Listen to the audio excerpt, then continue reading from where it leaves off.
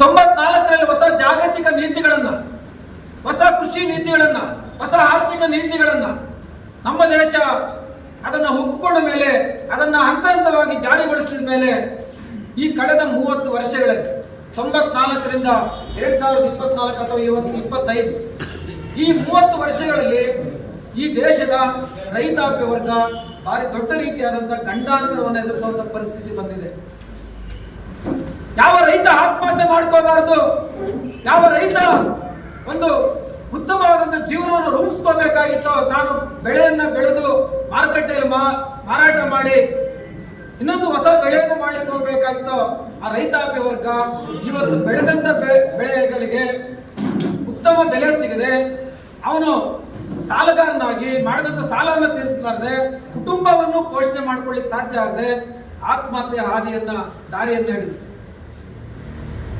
ಹಾಗಾಗಿ ಈ 30 ವರ್ಷಗಳಲ್ಲಿ ಸರಿಸುಮಾರು 6.5 ಲಕ್ಷಕ್ಕಿಂತ ಹೆಚ್ಚಿನ ರೈತಾಪಿ ವರ್ಗ ತಮ್ಮ ಪ್ರಾಣಗಳನ್ನ ಇವತ್ತು ಈ ಸಾಲಗಾರರಾಗಿ ವಿಮುಕ್ತಿಯಾಗದೆ ಪ್ರಾಣಗಳನ್ನ ಕಳ್ಕೊಂಡಿರ್ತಕ್ಕಂಥ. ಇದು ಕೇವಲ ಅಖಿಲ ಭಾರತ ಮಟ್ಟದ ಅಂಕಿಅಂಶಗಳನ್ನ ನಾವು ಹೇಳ್ತಾ ಇಲ್ಲ.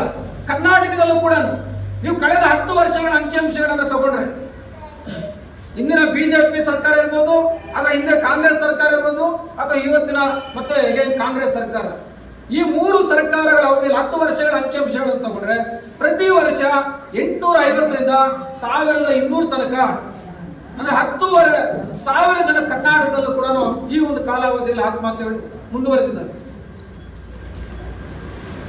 ಯಾಕೆ? ಕೃಷಿಯಿಂದ ಇವತ್ತು ಹೊರಗಡೆ ಹೋಗ್ತಾ ಇದ್ದಾನೆ. ನಾವೆಲ್ಲ 60-70 ದಶಕದ ತನಕ ಮಾತಾಡ್ತಾ ಇದ್ರಿ ಈ ದೇಶದಲ್ಲಿ ದುಡಿಯುವ ಜನ 100ಕ್ಕೆ 80% ಜನ ಅಂತೇಳಿ.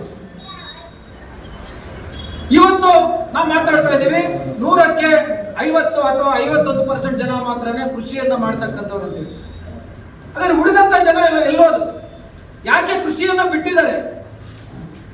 ಕೃಷಿ ಅಂತಕ್ಕಂಥದ್ದು ಇವತ್ತು ಇದು ಕುಟುಂಬವನ್ನ ರಕ್ಷಣೆ ಮಾಡ್ಕೊಳ್ತಕ್ಕಂಥದ್ದಲ್ಲ. ನಾವು ದಿವಾಳಿ ಆಗ್ತೀವಿ ಕೃಷಿ ಮಾಡಿದ್ರೆ ಅಂತೇಳಿ ಕೃಷಿಯಿಂದ ಇವತ್ತು ಹೊರಗಡೆ ಬರ್ತಾ ಇದ್ದಾರೆ ರೈತಾಪಿ ವರ್ಗ. ಅದಕ್ಕೆ ಕಾರಣ ಇವತ್ತು ನಮ್ಮನ್ನ ಆಳ್ತಾ ಇರತಕ್ಕಂಥ ಸರ್ಕಾರಗಳ ಉದಾರೀಕರಣ ನೀತಿಗಳು, ಸರ್ಕಾರಗಳ ಕಾರ್ಪೊರೇಟೀಕರಣ ನೀತಿಗಳು.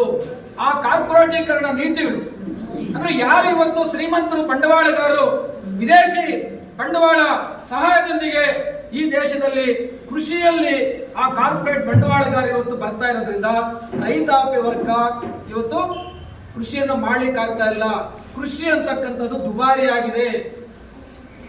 ಇಂದಿನ ರೀತಿಯಲ್ಲಿ ಸರಳೀಕರಣ ಅಲ್ಲ, ಸುಲಭ ಅಲ್ಲ. ಕೃಷಿಯ ಉತ್ಪಾದನೆ ಮಾಡಬೇಕಾದ್ರೆ ಇವತ್ತೆಲ್ಲ ಕಡೆ ದುಬಾರಿ ಬೆಳೆಗಳನ್ನ ಮಾಡಿ ಮಾರುಕಟ್ಟೆಗೆ ಹೋದ್ರೆ ಅದಕ್ಕೆ ಸ್ಥಿರವಾದಂತ ಅಥವಾ ವೈಜ್ಞಾನಿಕ ಬೆಲೆಗಳು ಸಿಗ್ತಾ ಇರತಕ್ಕಂಥದ್ದು, ರೈತರಿಗೆ ಸಾಲಗಳು ಸಿಗ್ತಾ ಇರತಕ್ಕಂಥದ್ದು, ಈ ಎಲ್ಲ ಕಾರಣಗಳಿಂದ ಇವತ್ತು ಕೃಷಿ ದುಬಾರಿಯಾಗಿ ಕೃಷಿಯಿಂದ ರೈತ ಹೊರದಪ್ಪುವಂತ ಸರ್ಕಾರಗಳು ಅನುಸರಿಸ್ತಾ ಇರತಕ್ಕಂಥ ಧೋರಣೆಗಳು ಎಲ್ಲವೂ ಕೂಡ ಕಾರ್ಪೊರೇಟ್ ಕಂಪನಿಗಳನ್ನು ಬೆಂಬಲಿಸುವಂತ ಅಥವಾ ಕೃಷಿಯನ್ನ ಪ್ರೋತ್ಸಾಹಿಸುವಂತ ಧೋರಣೆಗಳಿಂದ ಇವತ್ತು ರೈತರು ಕೃಷಿಯಿಂದ ಹೊರ ಹೋಗ್ತಾ ಇದ್ದಾರೆ. ರೈತನಿಗೆ ಸಾಲ ಕೊಡಬೇಕಂತೇಳಿ ಹೋರಾಟ ಮಾಡ್ತೀವಿ.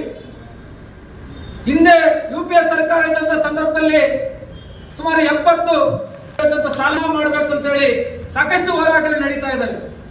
ಈ ದೇಶದ ರೈತ ದಿವಾಳಿ ಆಗ್ತಾ ಇದ್ದಾನೆ. ಈ ರೈತರನ್ನ ರಕ್ಷಣೆ ಮಾಡಬೇಕಾದ್ರೆ, ಕೃಷಿಯನ್ನು ಉಳಿಸಬೇಕಾದ್ರೆ ಪರ್ಯಾಯ ನೀತಿಗಳನ್ನು ಸರ್ಕಾರಗಳು ಅನುಸರಿಸಬೇಕು ಅಂತ ಹೇಳಿ ಡಾಕ್ಟರ್ ಸ್ವಾಮಿನಾಥನ್ ಇಡೀ ದೇಶದ ಉದ್ದಗಲಕ್ಕೂ ನಡೆದಾಡಿ ರೈತರ ಬಗ್ಗೆ, ಸಮಸ್ಯೆಗಳ ಬಗ್ಗೆ ಅಭ್ಯಾಸ ಮಾಡಿ ಅವರು ಹಿಂದಿನ UPA ಸರ್ಕಾರಕ್ಕೆ ವರದಿಯನ್ನು ಕೊಡ್ತಾರೆ. ಈ ದೇಶದಲ್ಲಿ ರೈತ ಉಳಿಬೇಕಾದ್ರೆ ಆತನ ಮೇಲೆ ಇರ್ತಕ್ಕಂಥ ಇವತ್ತಿನ ಸಾಲಗಳೇನಿದಾವೋ ಒನ್ ಟೈಮ್ ಅವನ್ನ ಮನ್ನಾ ಮಾಡಬೇಕು. ಅಷ್ಟು ಮಾತ್ರ ಅಲ್ಲ, ರೈತರು ಬೆಳೀತಕ್ಕಂಥ ಏನೇ ಉತ್ಪಾದನೆ ಮಾಡಿದ್ರು ಕೂಡ ಆ ಎಲ್ಲ ಉತ್ಪನ್ನಗಳಿಗೆ ಬೆಂಬಲ ಬೆಲೆಯನ್ನು ಕೊಡಬೇಕು ಅಂತ ಹೇಳಿ ಹೇಳಿದ್ರು. ಮಾರುಕಟ್ಟೆಗಳು ರೈತಾಪಿ ವರ್ಗವನ್ನು ರಕ್ಷಣೆ ಮಾಡುವಂತ ರೀತಿಯಲ್ಲಿ ಇರಬೇಕು, ಕಾರ್ಪೊರೇಟರ್ಗೆ ಬೆಂಬಲವಾಗಿರ್ತಕ್ಕಂಥ ರೀತಿಯಲ್ಲಿ ಇರಬಾರ್ದು ಮಾರುಕಟ್ಟೆ ನೀತಿಗಳು ಅಂತ ಹೇಳಿದ್ರು. ಆದ್ರೆ ಇವ್ಯಾವು ಕೂಡ ಇವತ್ತು ಆಳುವ ಸರ್ಕಾರಗಳು ಅದನ್ನ ರೈತನಿಗೆ ಅನುಕೂಲವಾದಂತ ರೀತಿಯಲ್ಲಿ ಕಾನೂನುಗಳು ಮಾಡಲಿಲ್ಲ.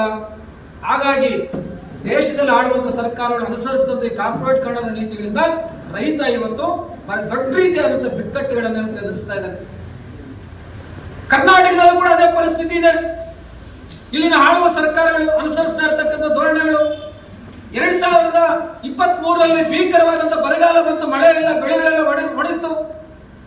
2024-25ರಲ್ಲಿ ಅತಿವೃಷ್ಟಿ ಅನಾವೃಷ್ಟಿ ಬೆಳೆಗಳೆಲ್ಲ ಕೂಡ ಲಕ್ಷಾಂತರ ಎಕರೆಯಲ್ಲಿ ಕೋಟ್ಯಾಂತರ ರೂಪಾಯಿ ಬೆಳೆಗಳು ನಷ್ಟ ಆಗಿದ್ದಾವೆ. ಆದ್ರೆ ಇವತ್ತು ಏನ್ ಮಾಡ್ತು ಕರ್ನಾಟಕ ಸರ್ಕಾರ? ಫಸಲು ಬಿಮಾ ಯೋಜನೆ ಕೇಂದ್ರ ಸರ್ಕಾರದ್ದು, ಅದು ಸಿಗ್ತಾ ಇಲ್ಲ ರೈತರಿಗೆ, ಬೆಳೆ ನಷ್ಟ ಪರಿಹಾರಗಳು ಸಿಗ್ತಾ ಇಲ್ಲ. ಆಗ ಕರ್ನಾಟಕದಲ್ಲೂ ಕೂಡ ಇವತ್ತು ಆತ್ಮಹತ್ಯೆಗಳು ಮುಂದುವರೆದಿರ್ತಕ್ಕಂಥದ್ದು. ಸ್ನೇಹಿತರೆ, ಇದೆಲ್ಲದಕ್ಕೂ ವಿಶೇಷವಾಗಿ ಇವತ್ತು ನಾವು ನೋಡ್ತಾ ಇರತಕ್ಕಂಥದ್ದು, ಪ್ರತಿ ವರ್ಷ ಬಜೆಟ್ಗಳಲ್ಲಿ ಆಳುವ ಸರ್ಕಾರಗಳು ಏನು ಈ ಕೃಷಿ ರಂಗಕ್ಕೆ ಮೀಸಲಿಡ್ತಾ ಇದ್ದಂತ ಒಂದು ಹಣ ಏನಿತ್ತು ಅದು ವರ್ಷದಿಂದ ವರ್ಷಕ್ಕೆ ಬಜೆಟ್ ಅಲ್ಲಿ ಕಡಿತಗೊಳ್ತಾ ಇದೆ.